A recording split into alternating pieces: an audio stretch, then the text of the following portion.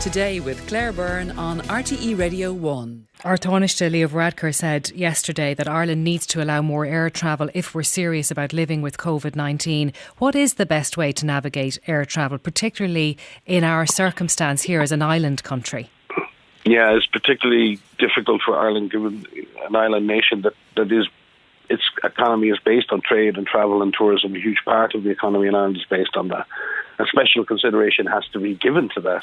Again, when you look at this from a risk management point of view, a complete shutdown on travel in or out of Ireland is very damaging to the economy. So how does one manage travel in a positive way? Certainly unnecessary. We need to look at unnecessary travel, unessential travel. Certainly people who are sick or people who are contacts should not be travelling if you feel unwell. So there are certain sectors of people who should not be travelling. Everyone needs to consider the reasons for travelling. But within that, travel can be made safe. A lot of guidance has been issued to travel companies, to airlines, and there's a tremendous amount of work going on at airports and in the travel process to make that as safe as possible. The other issue then is when people do arrive, how are they tracked and followed up to ensure that if they get sick, they can be picked up quickly and they don't represent a risk to local populations. And that very much depends. Yeah, there's been a lot of criticism of that here, people saying that they haven't been followed up on. Do you agree with testing at airports? Should that happen? Testing at airports can happen.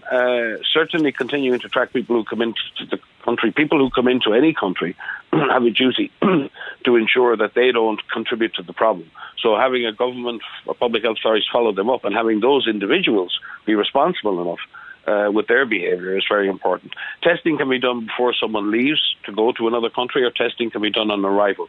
It can help. It can help to reduce risk, but we have to remember if you're tested on day 4 or 5, you may be negative. You could be tested on day 6 and be positive. So it is not a guarantee, but as part of a comprehensive strategy, it can be helpful. It can help to minimise risk, but it will not bring risk to zero. Okay, and then again, coming back to the economy versus public health. In Germany, they're talking about or debating a shorter self-isolation period, reducing from 14 days down to 5 days. Now, an epidemiologist said there that this reaches the pain threshold of epidemiology. Where do you stand on that? Is that workable?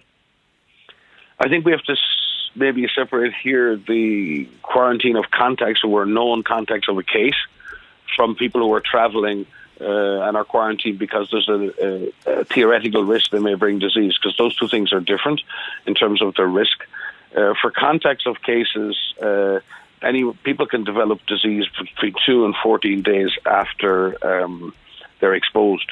Most people will develop disease before day 6, but a significant minority of people will develop disease after that.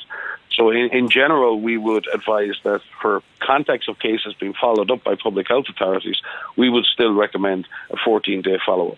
With regard to people who are travelling, there are people who don't have COVID. They are not contacts of COVID cases, but they're coming from areas in which COVID may be transmitting.